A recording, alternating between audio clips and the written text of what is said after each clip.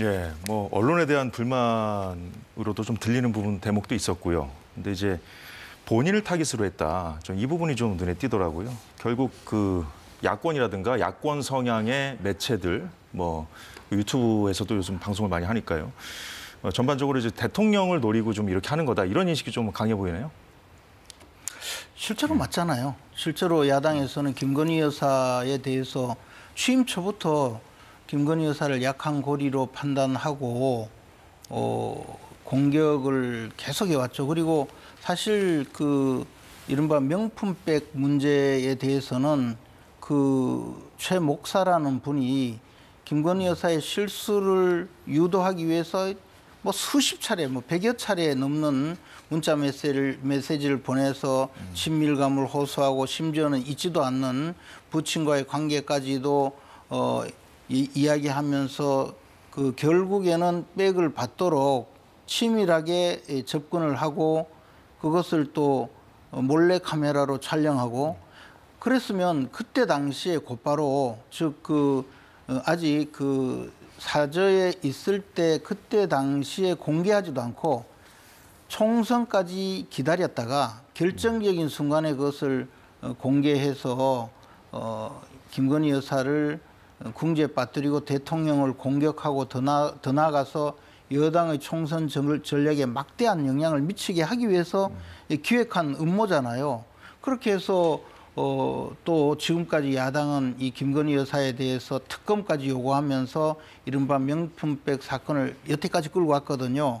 그러면 그것을 당하는 입장에서는 대통령이 부인의 행위에 대해서 현명하지 못한 처신이었다라고 사과를 하게 되었고 그러면 대통령이 갖고 있는 현실 인식은 지극히 정상적으로 이것은 오로지 나를 공격하기 위해서 그 대통령의 영부인을 함정에 빠뜨리고 궁지에 몰아넣고 해왔던 기획적인 그 음모였다고 생각할 수밖에 없고 저도 개인적으로 분명히 그렇게 생각합니다. 그리고 그 전에 있었던 도이치모터스 주가 조작 사건도 결혼하기 이전의 사건인데 그것을 지금 그 민주당 의원이 된 이성윤 의원이 서울중앙지검장일 때 그때 이 사건에 대해서 처리할 수 있었음에도 불구하고 끝까지 처리하지 않고 있다가 그리고 또 윤석열 대통령이 되고 나니까 또 다른 의미에서 처리하지 않고 있다가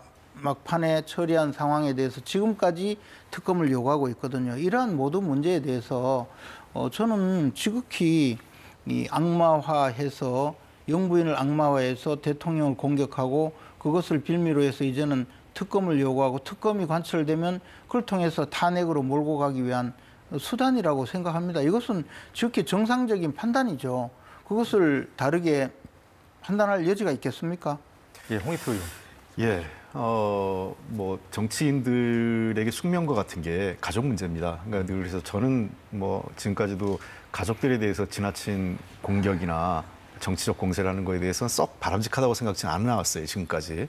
그러나 어쨌든 우리나라가 훨씬 더 투명해지고 우리 사회에서 도덕적 기준이 높아지면서 이 문제도 이제는 공론화되기 시작한 거죠. 그래서 정치인 가족들도 어항 속의 금붕어란 말을 많이 합니다. 그러니까 투명하게 검증받아야 되는 거죠. 그리고 그 일을 제일 앞장섰던 게 윤석열 대통령 자신이에요. 검찰총장 시절에 장관 후보자들을 대상으로 해서 가족들 관계를 다 검찰이 총동원해서 털었지 않습니까? 심지어 고등학생의 자기소개서까지 검찰이 압수수색해서 일일장까지 가져가서 조사를 했던 게 바로 윤석열 검찰총장 시절의 일이었고요. 그리고 지금 김건희 여사에 대해서 악마란 말을 대통령이 쓴 거는 매우 부적절합니다. 뭐 예를 들면 영부인에 대한 공격이 너무 과하다 이 정도로 표현하면 되는데 악마라는 것은 이거는 대통령에서 입에서 나올 만한 말로서 매우 부적절한 표현입니다. 그러니까 야당의 공격, 그다음에 언론의 비판, 그리고 국민들로 제기되는 여러 가지 의혹에 대해서 대통령 스스로 악마라고 규정하면서 무슨 얘기를 해도 모르쇠로 일관하고 오직 김건희 여사에 대한 문제는 억울하고 잘못된 거다. 이런 일방향으로만 가 있다는 것은 다른 사람의 의견을 들을 마음의 준비가 돼 있지 않다 이렇게 생각을 합니다. 제가 조금만 마무리할게요. 그리고 김건희 여사 문제는 도이치모터스 관련돼서 아까 그 뭐 이성윤 전 중앙지검장 얘기하는데 그 당시에 이성윤 의원이 얘기하는 거는 당시 중앙지검장 있을 때 이미 모든 권한이 검찰총장이 윤석열 그 당시 총장이었기 때문에 제대로 수사할 수 없었다고 얘기를 하고 있어요. 그래서 이 문제에 대해서는 그러면 아무 떳떳하고 문제가 없다면 특검을 받으면 되는 거죠. 예, 이제 아니, 특검 근데- 말씀하시죠. 근데 짧게만 부탁드릴게요. 그때 예. 당시에 검찰총장의 지휘권을 법무장관이 완전 배제해서 검찰총장이 전혀 사건 수사에 관여할 수 없었는데 무슨 또 검찰총장 이야기를 합니까? 그리고 그 당시 검찰 분위기를 악마화라고 아시잖아요. 이야기한 부분에 대해서 지금 이번에 명태균 씨 사건이 문제된 것도요. 보면 그 김영선 전 의원이라는 분이 자기 의원직을 유지하기 위해서 그 윤석열 대통령의 영부인인 김건희 여사가 공천에 개입했다는 내용의 그런 문자 메시지를 두고 그것을 폭로를 해서 자신의 그 의원직을 좀 더 유지해보고자, 즉 이준석 대표의 개혁신당에 가서 비례대표라도 해보고자 칠불사에 모여서 또 폭로를 하려고 했다가 그 내용 자체가 폭로 대상도 안 된다고 해서 결국 못한 것 아닙니까? 근데 이분들 보면 지금 김영선 전 의원은 김건희 여사를 통해서 공천을 받았다고 야당이 주장을 하지만 만약에 그게 설사 사실이든 사실이 아니든 그렇게 은혜를 받았다고 평가하고 있는 그분이 도리어 2년 후에 그 의원으로서 컷오프가 되고 나니까 그걸 빌미로 해서 또 폭로를 하고 의원직을 유지하려고 했던 이런 사람들이거든요. 그 중심에는 그 이준석 의원과 천하람 의원이 있죠. 그러면 이분들이 정치적인 목표를 달성하기 위해서 또 김건희 여사를 악마화한 거 아니겠습니까? 이 모든 것을 두고 보면 저는 이 정치권에서 김건희 여사를 그 한 사람을 완전히 그 정치적인 예, 정리해 주시죠. 예. 공격의 대상으로 지금까지 삼아온 거는 사실이잖아요. 제가 한마디만 할게요. 그게 정치적 공세냐 아니냐를 떠나서 부적절한 거래, 잘못된 거래, 위법한 거래에 참여한 것 자체가 영부인으로서 아니, 자격이 없는 거죠. 아니 공천 과정에 그 김영선 의원이 공천도 받지 못했고 그 점에 대해서 아니, 전혀 그거는 관여하지 않았다는 게 분명한데 그걸 폭로해서 자기가 다른 저 군소정당의 비례대표가 되고자 했던 그것이 그러면 아니 김 의원님 지금 관계가 이후에 있습니까? 공천 탈락 과정을 얘기하는 게 아니라 지난 2년 전 재보궐선거 당시에 김영선 의원이 어떻게 공천을 받았느냐에 대해서 그게 지금 문제가 되는 거잖아요. 그래 지금 그것도 오로지 모든 것을 김건희 여사를 공격해서 야당이 조금이라도 정치적 반사 이익을 얻으려고 계속 해온 거 아닙니까? 근데 이제 그 관련된 그 육성을 공개했던 것이고요. 예. 그 대통령 그 취임 전날 그 육성이었던 거잖아요. 그 방금 말씀하신 2년 전 그 예. 상황에 대한 얘기인데 사실 대통령이 직접 뭐 공천을 주라고 지시해야 하는 그런 육성이 아니었고 실행 예를 들어서 뭐 저 공천을 주기로 했습니다라고 해서 누군가로부터 당 대표라든가 당시에 공관위원장이라든가 이런 사람한테 실행을 보고받는 그런 내용도 아니었지 않습니까? 그렇기 때문에 이 부분은 사실 지금 창원지검에서 하는 그 수사를 통해서 이 부분도 좀 밝힌다는 거 아니에요, 검찰이?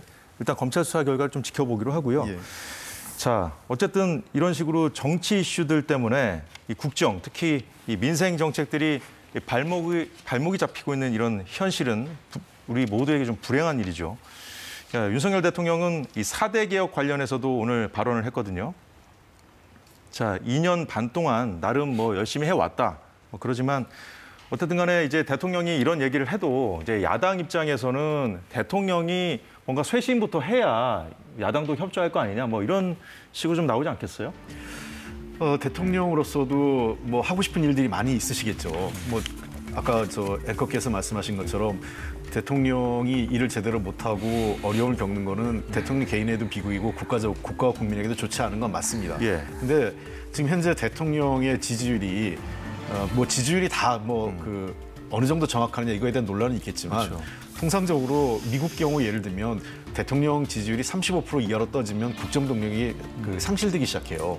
그런 측면에서 대통령 지지율이 평균적으로 지금 20% 전후에서 맴돌고 있는 것은 저런 중요한 그 어젠다를 대통령이 하고 싶어도 할 수 있는 동력이 안 생기는 겁니다. 그건 야당으로서도 답답해요. 그러니까 대통령께서 그러면 근본적으로 자신이 왜 지지율이 정체돼 있고 국민으로부터 신뢰를 못 받는지에 대한 원인을 정확하게 분석하고 그거를 해소하기 위한 노력이 있어야 되는데 오늘 그것을 기대했던 대국민 간담회, 저 기자회견하고 간담회가 제가 보기엔 전혀 성과를 거두지 못한 내용 없는 담화가 됐다 이렇게 근데 이제 보입니다. 여권에서는 이제 대통령이 이제 국정 동력이 좀 약화된 그 부분에 대해서 서로 이제 책임 공방을 2년 넘게 해왔잖아요. 야당하고 여당하고. 그러니까 이제 특검법을 수용하라고 압박하는 상황에서 특검도 이제 통과되지 않은 상황에서 김 여사가 책임져야 된다 이런 얘기가 벌써 나오고 있고 또 뭐 조기 대선, 뭐 탄핵 이런 얘기 좀 나오고 있으면서 이제 장애 집회도 하지 않습니까? 그러니까 야당도 좀 어느 정도 좀 협조하는 그런 그 분위기를 좀 같이 만들어야 되는 거 아닌가 생각이 드는 거예요. 물론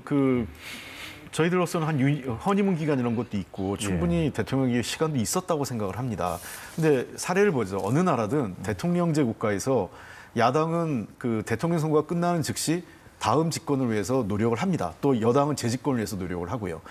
클린턴 대통령 그 집권 내내 여러 가지 스캔들과 탄핵, 국회에서의 청문회 등으로 내내 고생을 했습니다. 그럼에도 불구하고 임기 내내 성과를 남겼어요. 그러니까 야당이 발목을 잡아서 성과를 못 냈다라는 것은 본인의 무능을 표현하는 것밖에 안 됩니다. 그러니까 야당이 발목 잡는 걸 문제가 아니라 그런 상황에서도 어떻게 성과를 내느냐 그리고 야당의 협조를 이끌어내느냐 하는 것이 대통령과 여당의 정치력이죠. 그런 측면에서 야당 탓, 물론 야당에 대한 섭섭함도 있겠죠. 저는 그 부분도 일정 부분 있다고 생각을 하지만 그걸 넘어서서 야당 탓을 하기 전에 그럼 야당에게 어떻게 손을 내밀고 야당의 협조를 얻어낼 수 있는 그 정치력을 어떻게 발휘할 건가 이것을 대통령이 제시해야 되는 겁니다. 최근 그 새마을 지도자 회의가 있었는데 여기서도 윤석열 대통령이 4대 개혁 완수하겠다는 의지를 밝힌 적이 있습니다. 지금 화면에도 나오고 있는데요. 자, 저항에 맞서서 절대 포기하지 않겠다고 그랬어요. 김재원 최고위원님. 근데 이 저항에 맞서서 하는 그 방법론 차원에서 야당 의원, 그 전 의원 입장에서 야당 정치인 입장에서 대통령실에서도 나름 야당에서 아무리 발목을 잡더라도 그것을 돌파하는 것은 또 대통령실 나름대로의 또 그 능력이 받쳐줘야 되는 거 아니냐 뭐 이런 취지의 말씀 같아요. 뭐 당연히 그 말씀이 맞죠. 국정을 주도하는 대통령 입장에서 야당을 설득하고 국회를 설득해서 지금 연금개혁, 의료개혁, 교육개혁, 노동개혁 이건 전부 다 법률안이 뒷받침되어야 하는 문제이거든요. 그리고 또 지금 인구 위기 대처 이런 개혁의 문제가 있는데 근데 야당은 지금 그런 개혁이 성공하면 윤석열 정부의 그 성과가 기록되고 그로 인해서 자신들이 집권하기가 어려워질까 봐 무조건 반대한다는 인상이 강하게 있거든요. 더 나아가서 또 야당의 대표인 이재명 대표는 지금 언제 교도소로 가야 될지 모르는 정도의 지금 중범죄로 재판을 받고 있잖아요. 그러니까 지금 오로지 이런 정부의 개혁 정책은 일단 무조건 반대에 나서고 있고 더 나아가서 최근에 임기 단축 개헌이라는 주장까지 하고 있지 않습니까? 이 임기 단축 개헌 이야기를 세세히 들어보니 내년 5월 달까지 그 대통령직을 수행하고 하야라는 주장이잖아요.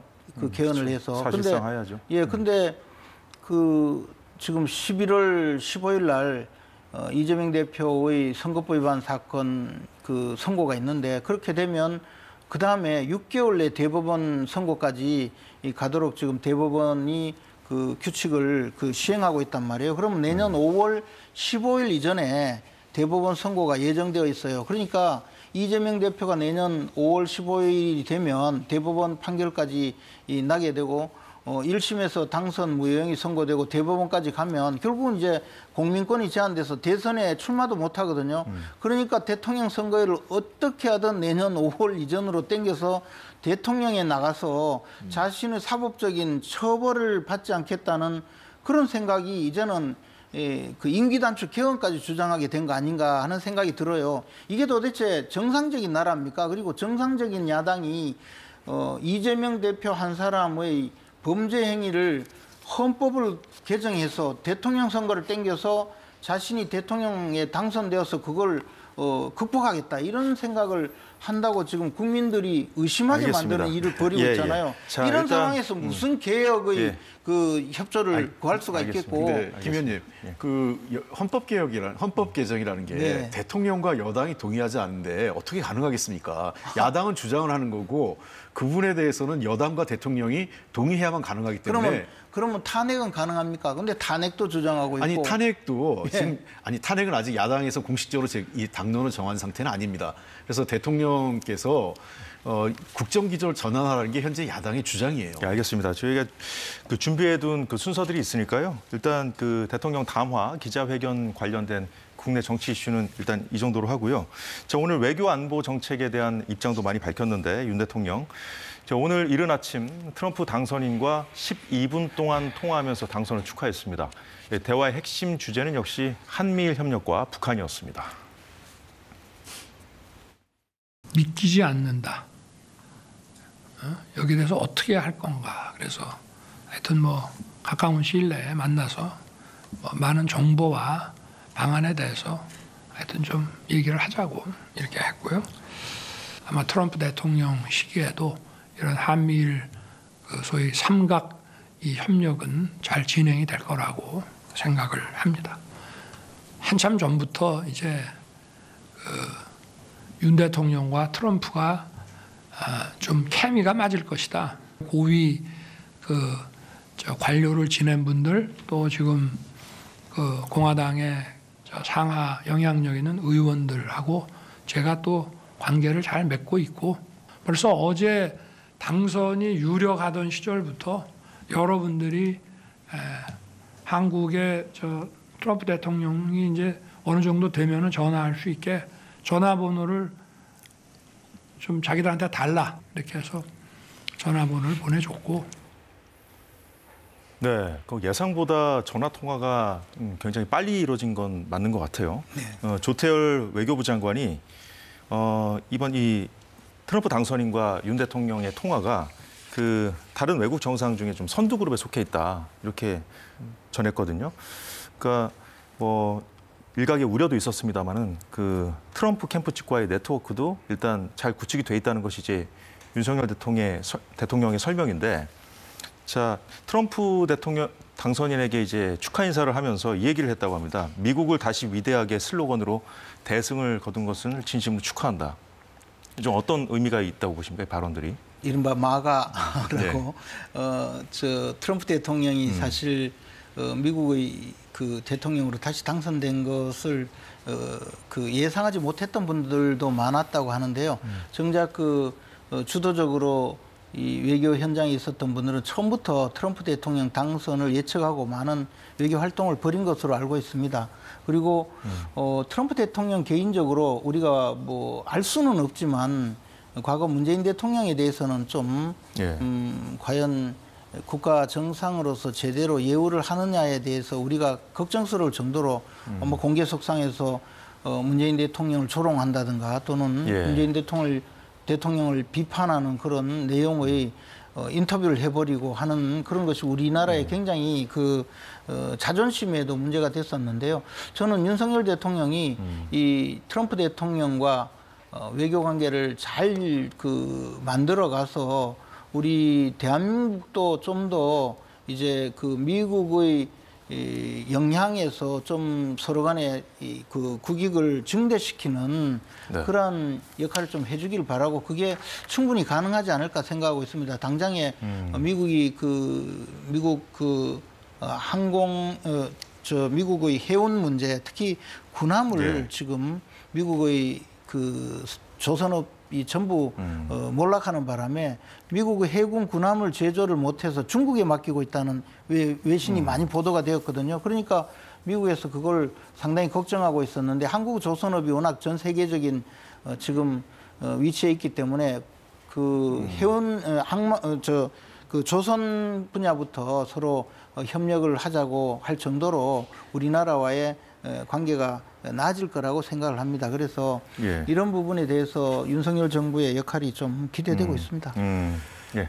글쎄요, 뭐 문재인 정부도 얘기하셨는데 어쨌든 윤석열 정부 출범하고 나서 외교 참사, 국격과 국가 이미지 추락에 대해서 부끄러움은 우리 해외 동포와 국민들의 몫이겠죠.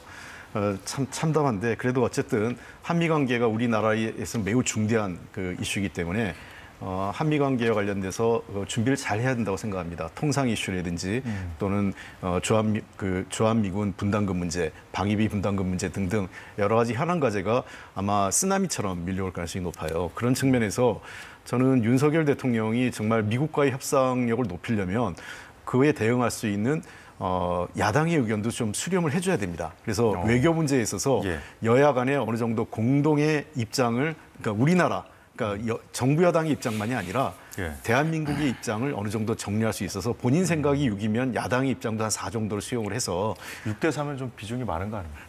아니 요즘 다수 의석을 야당이 차지하고 있는데 아니 그 예, 의회 의석으로 이제 외교를 하는 거 아니에요? 아닙니다. 왜냐하면 예. 미국 같은 경우에 중요한 게 우리가 의회 외교를 굉장히 강구하는데요. 미국은 대통령만 있는 게 아니라 의회도 굉장히 중요합니다. 그래서 어쨌든 그러한 문제에 대해서 비율의 문제 뭐 그걸 떠나서 예를 들면 제가 6대 4라고 얘기한 거고 말씀하셨으니까 제가 이제 궁금해서 여쭤보는 건데요. 근데 이제 중국에 대해서 누구보다 강경한 입장을 보여온 것 그리고 앞으로 어떤 정책을 펼칠지 보이지 않습니까? 뻔히. 네.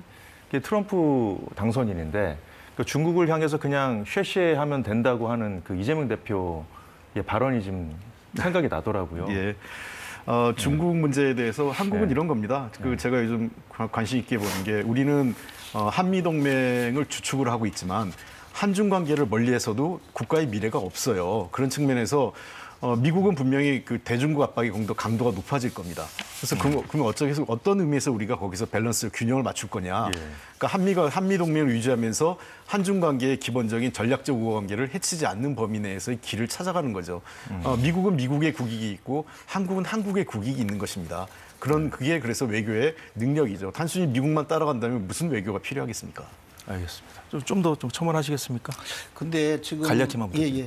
그 민주당에서 외교에 조금이라도 도움을 주시려면 외교 문제 또 그 외국과의 관계 문제에서는 제발 국익을 좀 생각했으면 좋겠어요.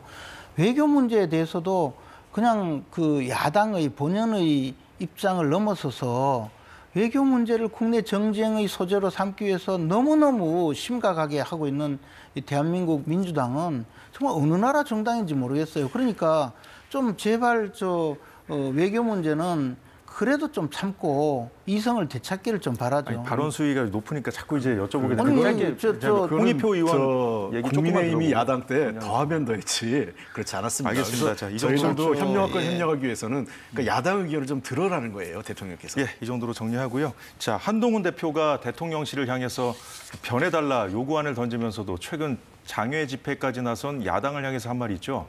이 범죄 혐의자인 이재명 세상 만들기 위해서 헌정을 중단시키겠다는 것이다. 지금의 야권을 바라보는 여권의 시각을 한마디로 표현한 발언이 아닌가 싶은데요. 자, 이재명 대표 이달 15일 선거법 위반 1심 선고가 있고 25일 위증교사 사건 재판이 있죠. 1심 선고 예정돼 있습니다. 그런데 위증교사 재판과 관련해서 선고만 앞둔 상황이죠. 지금 재판이 다 마무리됐고요. 선고만 앞둔 상황에서 여론전에 나섰습니다. 자, 검찰은 위증교사 혐의를 받는 이 대표에 대해서 법정 최고형인 징역 3년을 구형했죠. 검찰 구형에 대해선 검찰이 수사를 조작해서 하고 있다고 주장한 바 있습니다. 잠시 들어보겠습니다. 법정에서 지켜보셔서 알겠지만 녹취록도 검찰이 편집 조작하고 중요한 증거도 숨기거나 왜곡하고 없는 사실을 만들어서 억지로 만든 사건입니다. 예, 홍 의원님. 네. 오늘 대통령 담화를 앞두고 이재명 대표가 또 SNS에도 글을 올렸는데 저 위대한 주권자의 힘을 보여달라. 그러니까 9일 날 있는 장애 집회에 좀 많이 좀 나와달라 이렇게 독려하는 글을 올렸거든요. 네. 그러니까 이제 본인 1심 선고를 앞둔 상황에서 이런 장애 집회에 이제 참여를 독려하고 하니까 이제 여권에서는 결국은 또 판을 뒤엎으려고 하는 거 아니냐, 본인 사법 리스크 때문에 자꾸 이런 식으로 나오는 건데 어떻게 반박하시겠습니까? 저는 그게 그 인과관계가 성립이 안 됩니다. 물론 그 판사들이 여론의 부담을 느끼지 않을 수는 없겠지만 그렇다 하더라도 대한민국의 사법 체계는 독립적으로 그다음에 오직 증거와 법정 진술에 의해서 판단을 해왔습니다. 예. 사법부의 권한을 존중하는 거죠.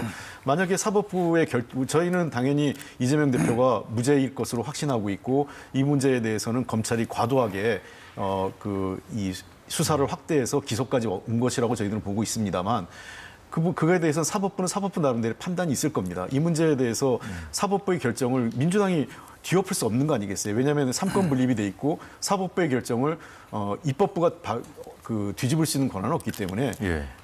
9일날 장애 집회를 통해서 사법부의 결정을 바꾸겠다 하는 것은 근거 없는 그 정치적 주장이지 그럼 우리나라 대한민국 사법부에 대한 모욕이라고 생각합니다. 우리 판사들이 그러면 죄가 있는데 그 정치적 압력을 강사하면 무죄를 해주고 죄가 없는 사람은 유죄를 만들고 그렇게 하는 건 아니지 않습니까? 사법부에 대한 신뢰가 있다면 그런 거에 대해서는 그런 말을 하시면 안 되는 거죠. 김재원 최고위원님. 근데 이제 그 이재명 대표가 무슨 그 실패한 교사 뭐 이런 이야기를 했어요. 즉 증인 김모 씨한테 검사 사칭 자체가 없었다 또는 검사 사칭 내용이 KBS와 협잡을 해서 자신을 궁지에 빠뜨리고 자신에게 죄를 뒤집어 씌웠다라는 내용으로 위증해달라고 부탁하는 내용과 심지어는 변론조지서를 주고 진술서까지도 주면서 이렇게 진술을 해달라고 요구했는데 만약에 그런 내용으로 법정에서 증언을 하지 않았다면 부탁해도 증언을 하지 않았으니까 실패한 교사예요. 근데 그렇게 요구하는 대로 증언을 했어요. 그리고 증언한 사람이 내가 그때 당시에 허위 사실로 증언했다고 자백까지 했어요. 근데 나와서 실패한 교사라고 주장하는 게 이제 말이 이재명 안 대표도 되죠. 지금 홍 의원 말씀하셨지만 무죄를 네. 확신한다고요. 근데 이재명 대표도 무죄를 확신하는지 모르겠습니다만 그 16페이지 분량의 진술서도 제출했다고요. 그러니까요. 네. 그런 내용으로 지금 대국민 홍보를 하고 있고 또 이제 변론이 종결되어서 이미 진술할 내용이 다 끝나고 그걸 가지고 재판이 종료되어서 판결문을 작성하고 있는데 뭐 별로 다른 내용도 아닌 진술서를 또 내고 그걸 공개하고 하면서 아마 이 지지자들 내부 또는 뭐 이른바 개딸들로 통칭되는 강력한 지지자들에게 나는 이렇게까지 최선을 다하고 있고 법원에서 어떤 판결을 하더라도 나는 무죄다 이런 주장을 끝까지 끌고 가고 또 장외에서도 그런 집회를 함으로써 이 위증교사죄가 유죄로 선고되더라도 자신의 리더십을 잃지 않기 위해서 이런 내용의 진술서도 내고 지금 그 SNS에 여론전도 하고 또 장애 집회도 하고 그러는 거 아닌가 생각합니다. 근데 그리고 지금 알겠습니다.